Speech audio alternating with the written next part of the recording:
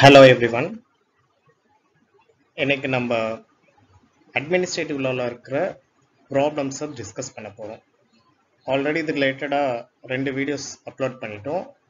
அதனோட கண்டினியூட்டியை இந்த லெக்சர்லேயே நம்ம ஒரு 4 ப்ராப்ளம்ஸ் டிஸ்கஸ் பண்ண போகிறோம். Problem number 7.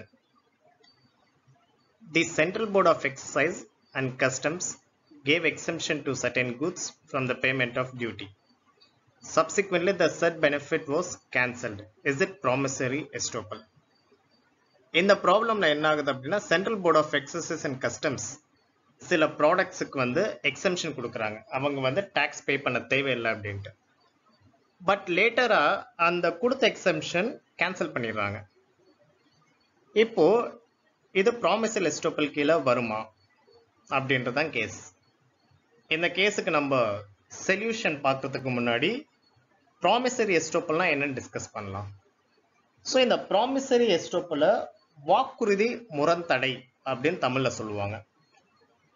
அதாவது ஒரு பர்சனுக்கு ஒரு ப்ராமிஸ் கொடுக்குறாங்க. ஏ பிக்கு ப்ராமிஸ் பண்றாங்க. அந்த ஏவோட ப்ராமிஸை பேஸ் பண்ணி பி சர்டன் ஆக்டிவிட்டிஸை கேரி அவுட் பண்றாங்க. லேட்டரா என்ன ஆகுது அப்படின்னா, ஏ எந்த விஷயத்துக்காக ப்ராமிஸ் பண்றாரோ அந்த விஷயம் அவர் நான் செய்ய மாட்டேன் அப்படின்னு சொல்லிட்டு அவர் சொல்றாரு. ஸோ முன்னாடி கொடுத்த ஒரு ப்ராமிஸுக்கு பின்னாடி என்ன பண்றாருன்னா ஒரு முரணான ஒரு ஸ்டேட்மெண்ட் சொல்றாரு. இதுதான் ப்ராமிசரி எஸ்டோப்பல் அப்படின்வாங்க.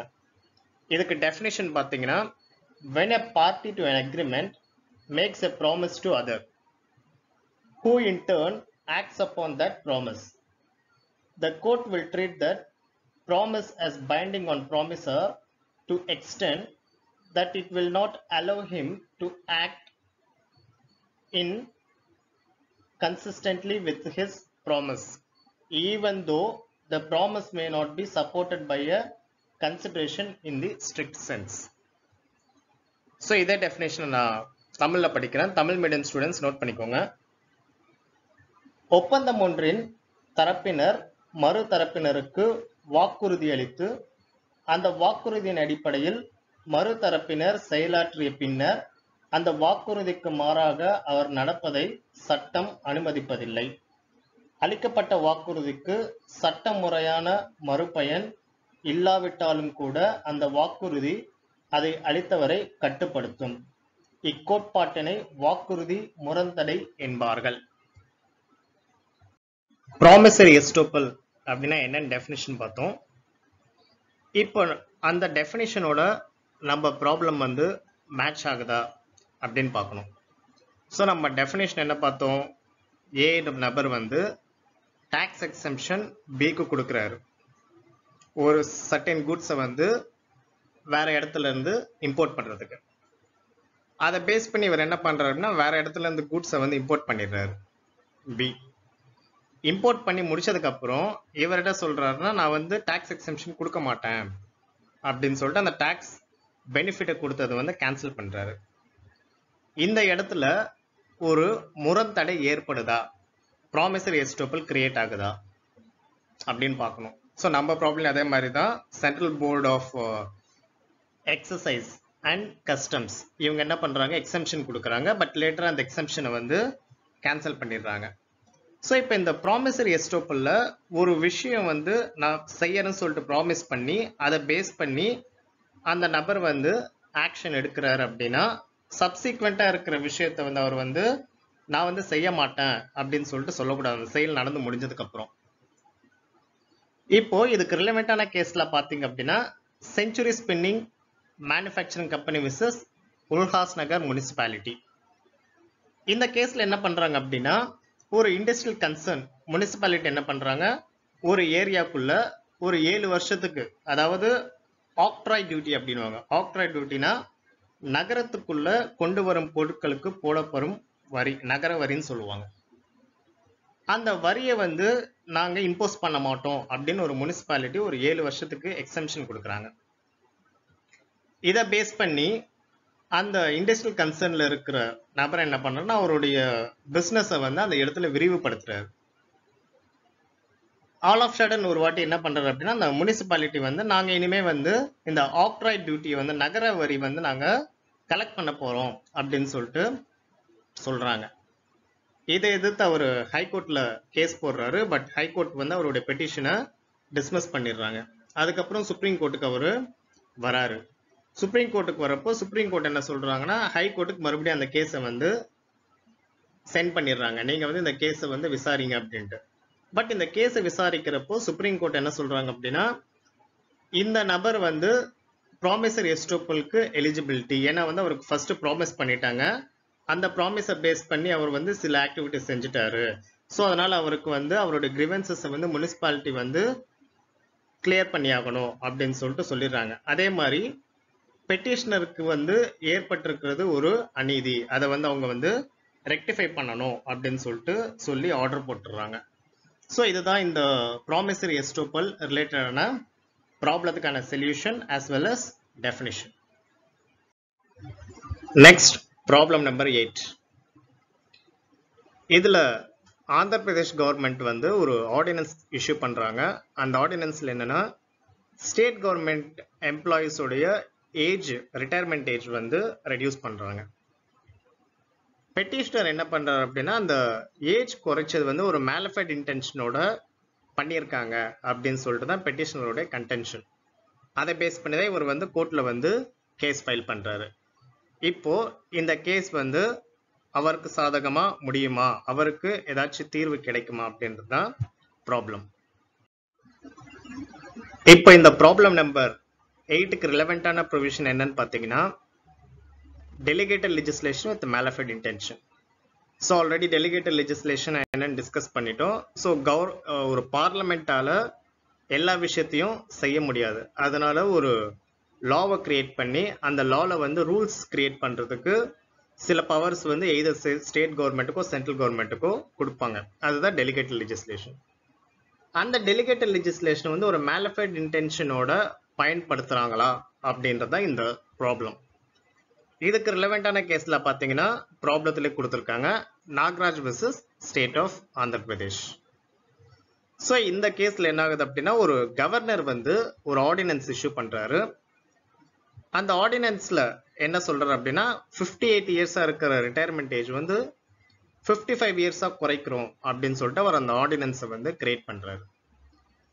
இப்போ இந்த இடத்துல கவர்னர் அவருடைய அதிகாரத்திற்கு மீறிய செயல் ஏதாச்சும் செஞ்சிருக்காரா அப்படின்னு பார்த்தா கிடையாது.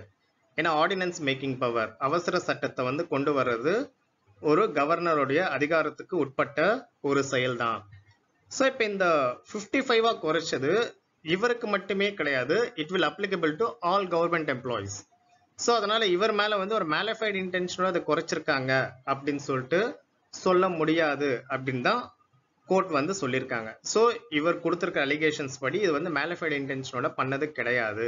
ஜென்ரலா ஒரு அரசாங்கம் வந்து எல்லாருக்கும் பொதுவான ஒரு சட்டத்தை வந்து ஒரு ஆர்டினன்ஸ், அவசர சட்டத்தை அவங்க வந்து உருவாக்கி இருக்காங்க அப்படின்னு சொல்லிட்டு தான் சொல்றாங்க. அடுத்தது ப்ராப்ளம் நம்பர் 9. இந்த ப்ராப்ளம்ல பார்த்தோம்னா பேமெண்ட் ஆஃப் போனஸ் ஆக்ட் 1965ல கொடுத்திருக்கிற செக்ஷன் 37 சேலஞ்ச் பண்றாங்க.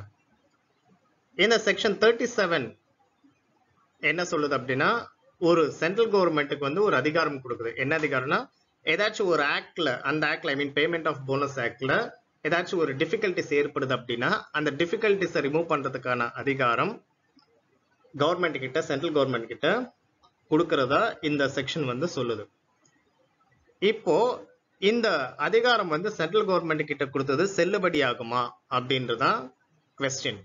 அதை பேஸ் பண்ணது இந்த ப்ராப்ளத்தை வந்து ரைஸ் பண்றாங்க.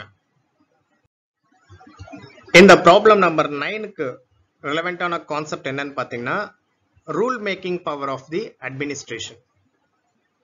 எப்பவுமே ஜென்ரலா ஒரு பார்லிமெண்ட் வந்து ஒரு லாவை கிரியேட் பண்ணிடுவாங்க. அந்த லால வந்து ரூல்ஸ் கிரியேட் பண்றதுக்கான ஒரு அதிகாரத்தை வந்து அட்மினிஸ்ட்ரேட்டிவ் அத்தாரிட்டிஸ், அதாவது கவர்மெண்ட் கிட்டேயோ கொடுத்துருவாங்க. அது வந்து சென்ட்ரல் கவர்மெண்ட்டும் பண்ணலாம், இல்லைன்னா ஸ்டேட் கவர்மெண்ட்டும் பண்ணலாம். அப்படி இல்லைன்னா சில தருணங்கள்ல பிரசிடென்ட்டுக்கும் அந்த அதிகாரங்கள் வந்து டிஃபிகல்டிஸ் ரிமூவ் பண்றதுக்கு. இப்போ கான்ஸ்டிடியூஷன்ல ஏதாச்சும் ஒரு ப்ராப்ளம் அரைஸ் ஆகுது, ஏதாச்சும் ஒரு ஆம்பிக்விட்டி வருது அப்படின்னா பிரசிடென்ட் வந்து அதை ரெக்டிஃபை பண்றதுக்கு தாராளமா அவர் வந்து ஆர்டர் பாஸ் பண்ணலாம். அதே மாதிரி ஒரு ஆர்டினரி லால ஏதாச்சும் ஒரு ஆம்பிக்விட்டி கிரியேட் ஆகுது அப்படின்னா நீதிமன்றத்துக்கு போறதுக்கு முன்னாடியே அதை ரெக்டிஃபை பண்ணிட்டு இவங்க வந்து அந்த லால வந்து அமெண்ட்மெண்ட் எடுத்துட்டு வர்றதுக்கு அதிகாரம் இருக்கு. அதுதான் rule making power of the administration. இப்போ இதுக்கு ரிலவெண்டான கேஸ்ல பாத்தீங்க அப்படின்னா Jalan trading company private limited versus mill Mazdoor Sabha. இந்த கேஸ்ல section 37 of payment of bonus act கீழே சென்ட்ரல் கவர்மெண்ட் கொடுத்திருக்கிற அதிகாரங்கள் வந்து செல்லாது. அது வந்து எக்ஸசிவ் பவர் ஆஃப் லெஜிஸ்லேஷன் அப்படின்னு சொல்றாங்க. இப்போ ஜென்ரலா வந்து ஒரு சென்ட்ரல் கவர்மெண்டா இருந்தாலும் சரி, ஸ்டேட் கவர்மெண்டா இருந்தாலும் சரி, ஒரு பிரைவேட் என்டிட்டியா இருந்தாலும் சரி, அவங்களுடைய எம்ப்ளாயிஸ்க்கு போனஸ் கொடுக்கணும்னு சொல்லிட்டு தான் இந்த ஆக்டே வருது. அப்படி இருக்கிறப்போ அதுல இருக்கிற ஆம்பிக்விட்டிஸை வந்து இவங்க ரிமூவ் பண்றதுக்காகவே இவங்க வந்து ஒரு சட்டத்தை உருவாக்கி இருந்தாங்கன்னா நாளைக்கு அதை எப்படி வேணாலும் அவங்க வந்து சேஞ்ச் பண்றதுக்கு வந்து அவங்களுக்கு அதிகாரம் இருக்கு.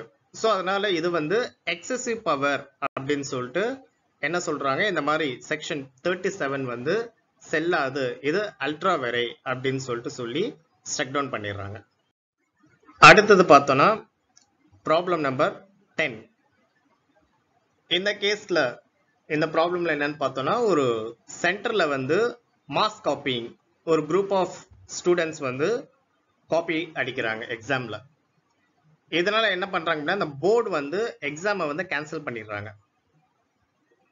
இந்த பாதிக்கப்பட்ட நபர் என்ன பண்றாரு அப்படின்னா கேஸ் ஃபைல் பண்றாரு. இந்த மாதிரி அவங்க வந்து கேன்சல் பண்றப்போ எனக்கு எந்த ஒரு ஆப்பர்ச்சுனிட்டியுமே கொடுக்கல, அந்த இடத்துல வந்து தப்பு நடந்துச்சா இல்லையான்னு கூட அவங்க வந்து கூப்பிட்டு விசாரிக்கல. எப்பவுமே ஜென்ரலா நம்ம பார்த்திருப்போம், ஏதாச்சும் ஒரு கேஸோ ஒரு அலிகேஷனோ ஒருத்தர் மேல போடுறாங்க அப்படின்னா அந்த அலிகேஷனை வந்து தான் அந்த தப்பு செஞ்சிருக்காரா இல்லையான்னு சொல்லிட்டு நிரூபிக்கிறதுக்கு ஒரு வாய்ப்பு கொடுக்கணும். அதுதான் பிரின்சிபல்ஸ் ஆஃப் நேச்சுரல் ஜஸ்டிஸ்.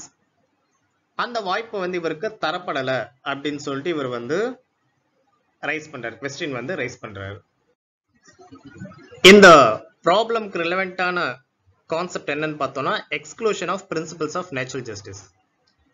எப்பவுமே ஒரு லான் எடுத்தோம்னா அதுக்கு வந்து கண்டிப்பா எக்ஸ்க்ளூஷன்ஸ் வந்து கொடுத்திருப்பாங்க, அதாவது எக்ஸம்ஷன்ஸ். அதே மாதிரி தான் பிரின்சிபல்ஸ் ஆஃப் நேச்சுரல் ஜஸ்டிஸ்க்கும் சில எக்ஸம்ஷன்ஸ் இருக்கு. எல்லா விஷயத்துக்குமே வந்து principles of natural justice follow பண்ண முடியுமா அப்படின்னா அது முடியாது. நம்ம ப்ராப்ளம் நம்பர் 10லயும் அந்த மாதிரி தான் ஒரு கேஸ் கொடுத்துருக்காங்க. ஸோ இது வந்து principles of natural justice violate ஆகுமா அப்படின்னு பார்த்தா ஆகாது அப்படின்னு சொல்லிட்டு தான் சுப்ரீம் கோர்ட் வந்து சொல்றாங்க. இதுக்கு ரிலவெண்டான கேஸ்ல பார்த்தோம்னா Bihar secondary education board versus சுபாஷ் சந்திரா. இந்த கேஸ்லயும் கிட்டத்தட்ட நம்ம ப்ராப்ளம்ல இருக்கிற ஃபேக்ட்ஸும் சேம் தான். இந்த கேஸை விசாரிச்ச சுப்ரீம் கோர்ட் என்ன சொல்றாங்க அப்படின்னா அந்த மாஸ் காப்பிங் நடக்கிற சென்டர்ல ஒரு 50 ஸ்டூடெண்ட்ஸ் இருக்காங்க அப்படின்னா அந்த 50 ஸ்டூடெண்ட்ஸுக்குமே தனித்தனி ஆப்பர்ச்சுனிட்டி கொடுத்து நாங்க என்ன பண்ண முடியாது, என்கொயரி வந்து நடத்த முடியாது அப்படின்னு சொல்லிட்டு சொல்றாங்க. ஸோ இந்த மாதிரி விஷயத்துல ஒரு சென்டர்ல வந்து எக்ஸாம் வந்து கேன்சல் பண்றது வேலிட் ஒன் தான். அந்த இடத்துல போயிட்டு principles of natural justice violate ஆக்ஷன் சொல்லிட்டு யாருமே கொஸ்டின் வந்து ரைஸ் பண்ண முடியாது அப்படின்னு சொல்லிட்டு சுப்ரீம் கோர்ட் சொல்லியிருக்காங்க. ஸோ இதுதான் exclusion of principles of natural justice. So next நம்ம அப்கமிங் வர லெக்சர்ஸ்ல மீதி rest of the problems and important concepts வந்து டிஸ்கஸ் பண்ணலாம். தேங்க்யூ.